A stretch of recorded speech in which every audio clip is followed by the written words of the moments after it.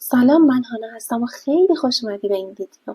تو این جلسه من میخوام این چهره رو که توی ویدیو قبلی اتودش رو زدم سایه بزنم. خب بریم که انجامش بدیم. ببینید برای این کار من از یه مداد اتودی 15 دارم استفاده میکنم و یه مداد استدلر نوموگراف بدن مشکی که به 6 هستش درجاش. یه گوش پاک کن برای اینکه یه سری سایه ها رو محو بکنم. یه پاکن خمیری که خیلی مهمه، اونو حتما داشته باشید و یه دستمال کاغذی که باز برای محو این سایه ها میخوام استفاده بکنم و یه کاغذ زیر دستی. این دفتری هم که دارم باش کار میکنم یه دفتر طراحی معمولی هستش که یه مقداری کاغذش بافت داره دیگه که مناسب طراحیه. شروع میکنم از قسمت بغل صورتش یه سری هاشورهایی رو ایجاد میکنم که خب تو این قسمت دارم توی عکس میبینم که سایه هاش زیاده.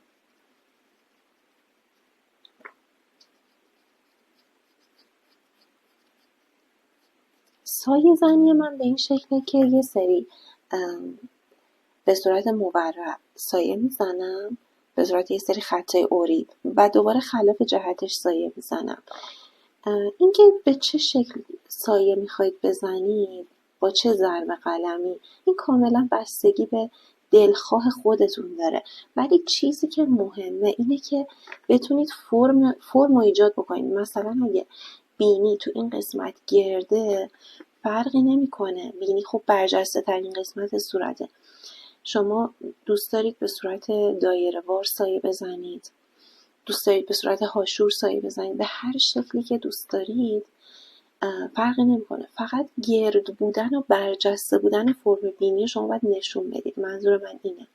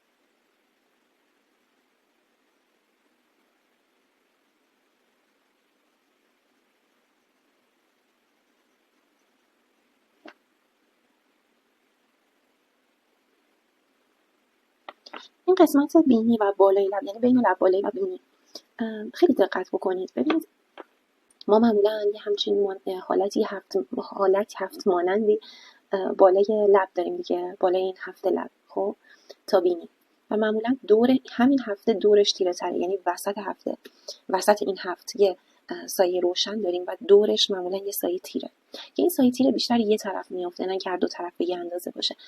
دقیقاً از بیخ بینی شروع میشه و بعد دوباره این سمت هم باز ادامه داره. خیلی حرکت دستتون باید کنترل شده باشه و به اینجا که میاریم محوش میکنیم. ببینید این سایه اومد تا اینجا دیگه محو شد.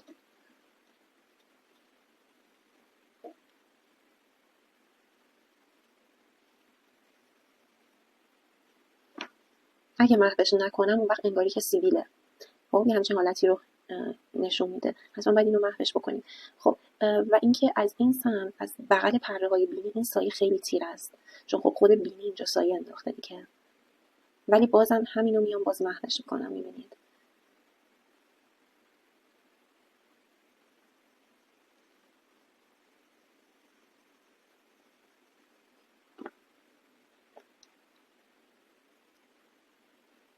و اینکه سایه این قسمت بینی، یعنی بین سوراخ‌ها، کلا نسبت به تیرگی این پایین تیره تره. خب پس من اینو تیرش میکنم. و اینکه این قضروف نوک بینی خودش یه سایه انداخته. نوک بینی ما قضروف داریم دیگه، سایه این قضروف میفته زیر خودش، دقیقاً سایه‌اش میفته روی این قسمت سوراخ‌های بینی. این تو بینی هم هست، حالا کم و بیش ما همه سایه ها رو اینجا داریم.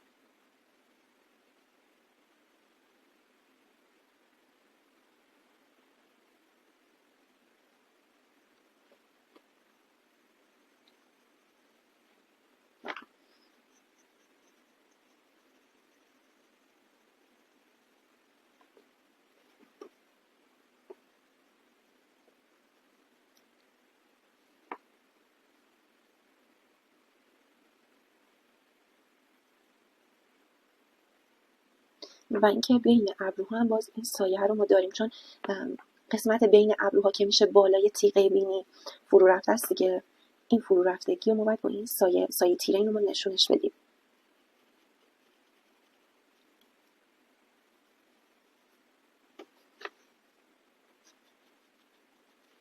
خب همینطور روی پیشونی، قسمت بغل پیشونی که به سمت شقیقه ها هستش، این سایه تیره باز هست که خب هم سایه فرو رفتگی پیشونیه تو این قسمت و هم سایه موعدی که کاملا این قسمت تیره هستش. حتی این قسمت همون سایه تیره رو داریم.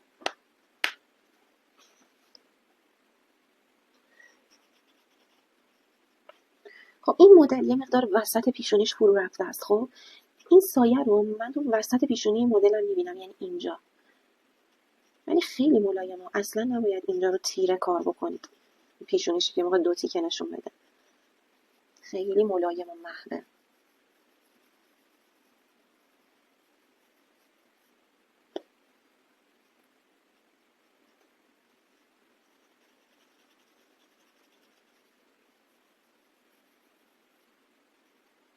خب میام قسمت لبا رو کار میکنم.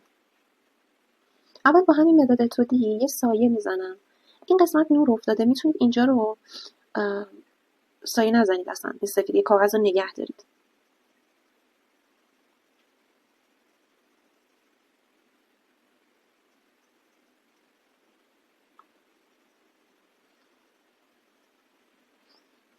ولی لب بالایی معمولا تیره تر از لب پایینیه، به خاطر اینکه لب بالایی رو به پایینه ولی لب پایینی رو به بالاست و نور خورده.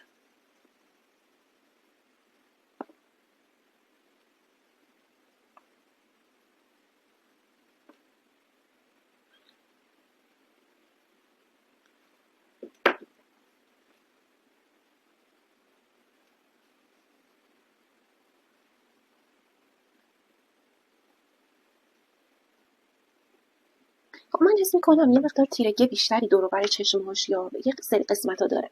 اون تیرگی زیاد و من میام با مداد استدلر لومگراف بدن مشکی میام کار میکنم. مثلا تو این قسمت حس میکنم دیگه سیاهی اون مداد اتودی دیگه جوابگو نیستش.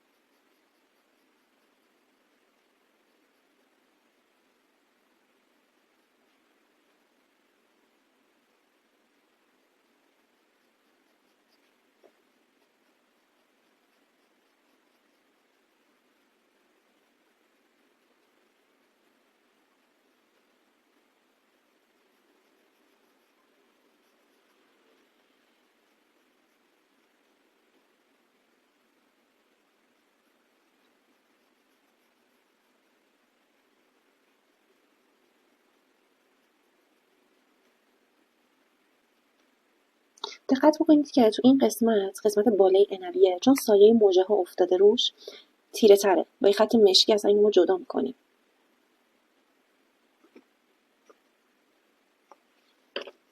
همینطور یه سایه باز تیره تر تو این قسمت سفیدی چشم افتاده.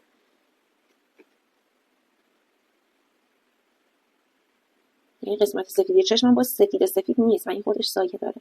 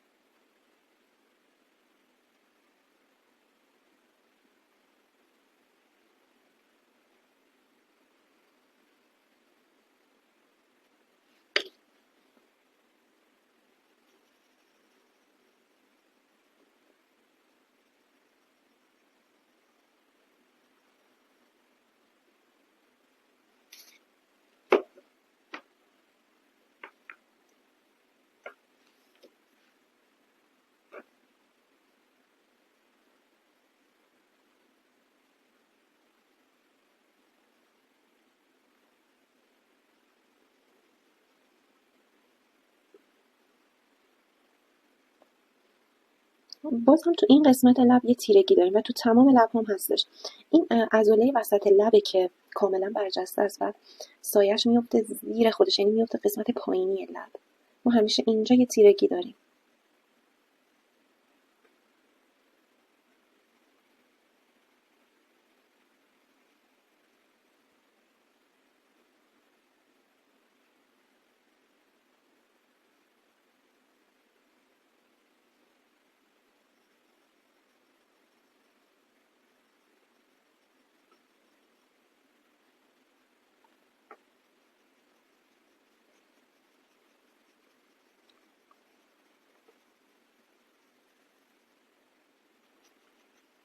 بازم یه تیرگی زیر فک داریم. حتما هم اینو باید شما انجامش بدید وگرنه چهره یه حالت تخت و دو بعدی پیدا میکنه و حالت گرد بودن فک اصلا دیگه مشخص نمیشه. این سایه دقیقا این حالت گرد و برجسته بودن این لبه رو نشون میده.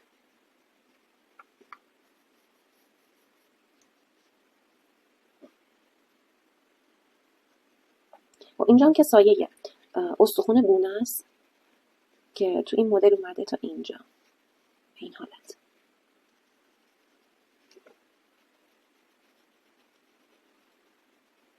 چون سرش خم شده ما این تیرگی رو پایین تر داریم میبینیم. معمولا انقدر پایین نمیاد ولی چون سرش خمه ما اینو کاملا این قسمت پایین میبینیم.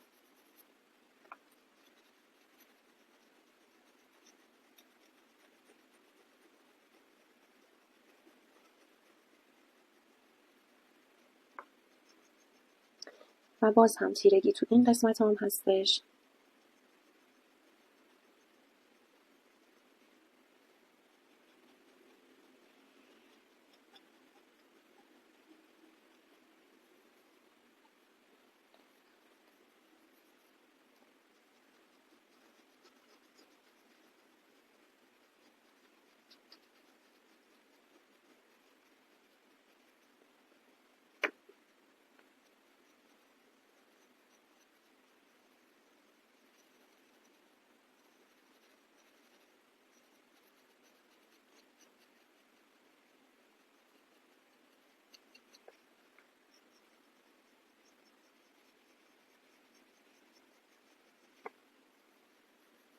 خب این قسمت زیر گردن رو میخوام با همین مداد استدلرم سایه بزنم چون دیگه کاملا تیره است دیگه.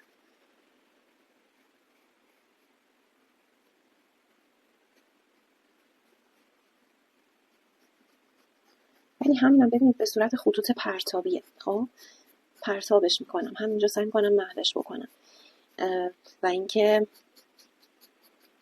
به سمت پایینم که میارم مهدش میکنم.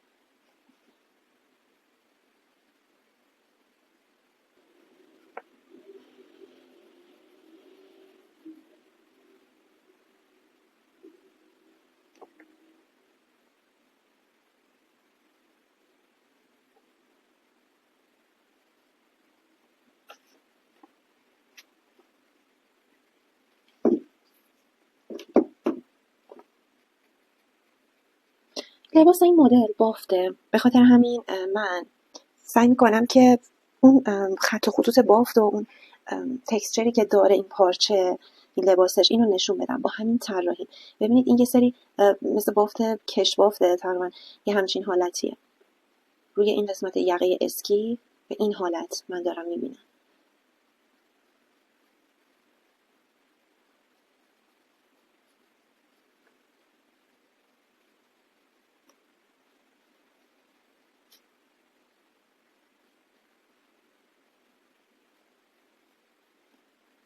کم کم که اینا میاد وسط و میره به سمت راست، این خط و خطوط، این بافت ها دیگه صاف میشه. این من صاف میبینم دیگه.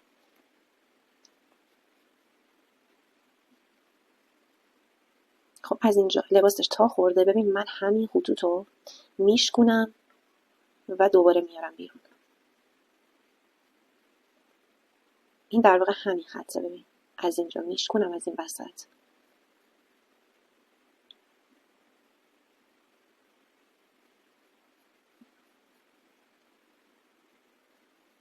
دقت کنید که فاصله بین این خطام میزون باشه. حالا یهو خیلی فاصله کم و زیاد نباشه بینشون که غیر طبیعی در بیاد کارتون.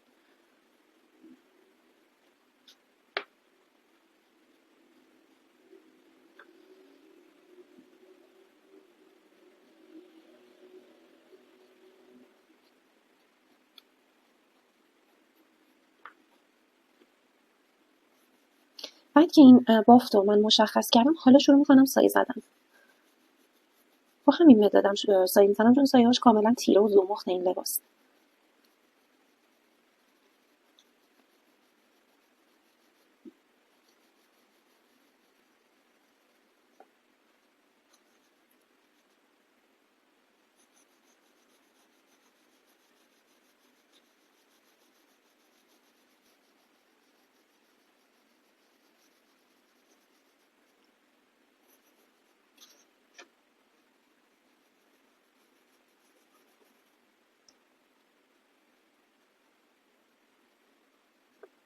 حالا هی که میرم به سمت راست، کم کم اینا دوباره انحنا پیدا میکنه به اون سمت، این خطوط.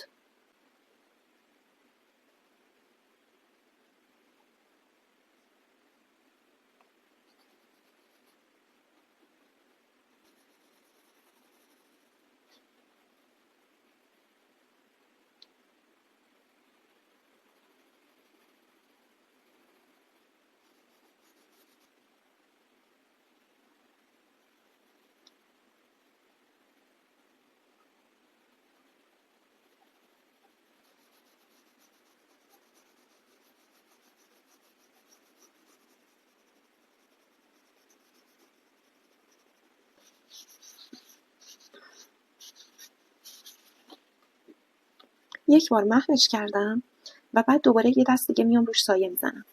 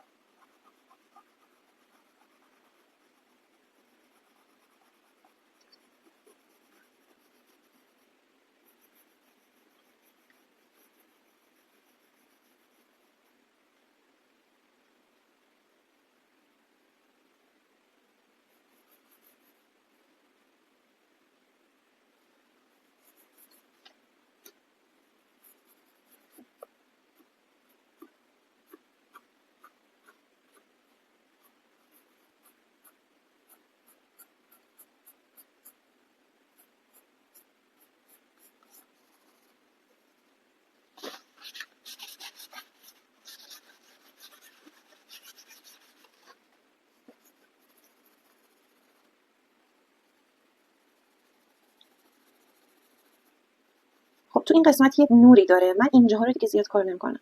همین این قسمتی که دیگه کاملا مشکیه رو اینا بیشتر مانور میدم.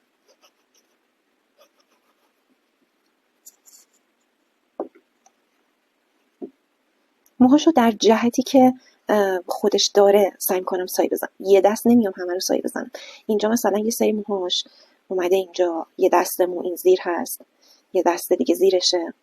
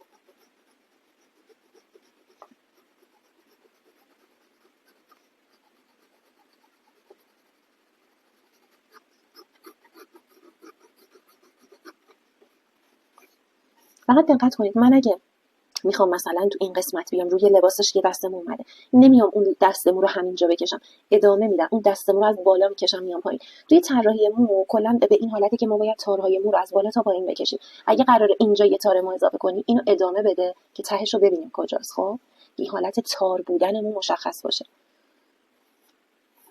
خب اینجا رو یه دست محو میکنم تا کاملا تمام قسمت کاغذ تیره بشه و بره به خورد کاغذ.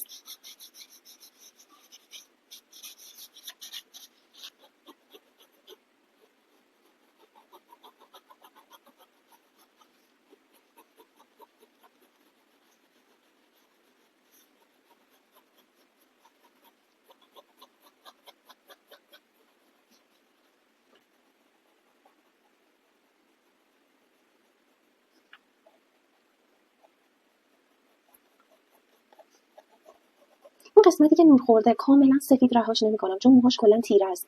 اگه موهاش بلون بود این قسمت باید کاملا سفید میموند، ولی چون موهاش تیره است قسمت این نور خورده‌ش هم میشه گفت تقریبا تیره است.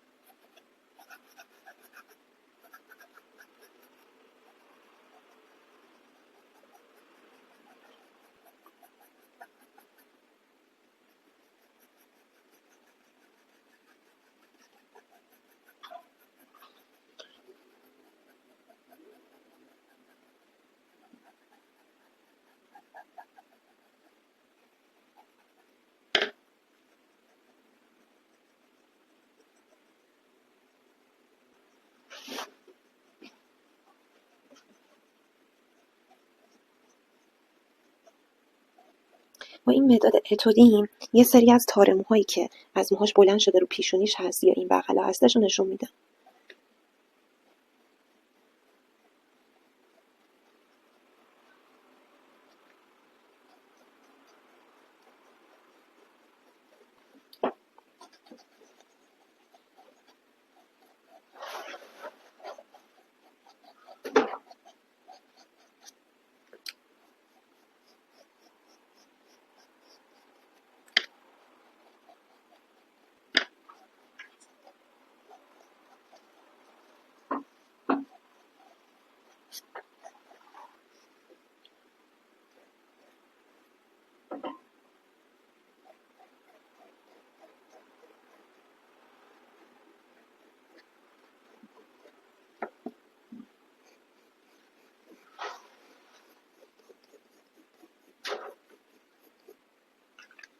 با یه لاک غلطگیر میام نورهایی که روی عنبیه چشمش هست رو ایجاد میکنم.